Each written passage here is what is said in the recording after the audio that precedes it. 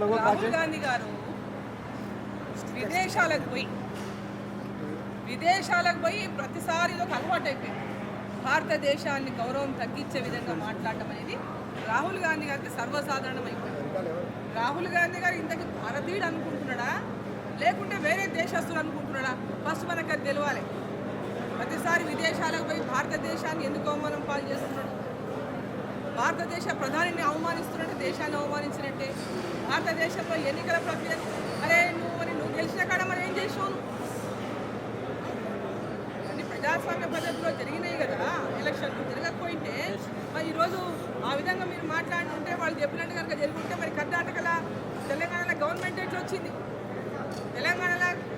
కర్ణాటకలో గవర్నమెంట్ ఎట్లా వచ్చింది?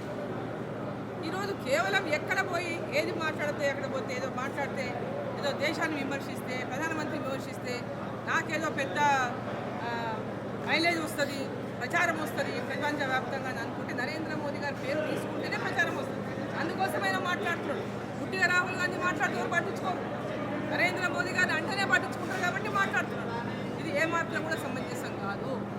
రాహుల్ గాంధీ గారు ఇప్పటికైనా ఒక మెచ్యూర్డ్గా బిహేవ్ చేయాలి, ఒక మెచ్యూర్డ్ పొలిటీషియన్గా బిహేవ్ చేయాలి.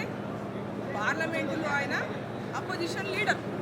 ఒక అపోజిషన్ లీడరు ఏ విధంగా ఉండాలో కూడా ఆ విధంగా మాట్లాడడం నేర్చుకోవాలి. విమర్శ తప్పని రాజకీయాల్లో ఉన్నప్పుడు ఒకరినొకరు విమర్శిస్తారు, పొలిటికల్ పార్టీలను విమర్శిస్తారు. అది విమర్శ అనేది సహజం. కానీ మన దేశానికి సంబంధించి మన దేశానికి ప్రధానికి సంబంధించి విదేశాల్లో పోయి ఏది పడితే అది మాట్లాడడం అనేది సమంజసం కాదు.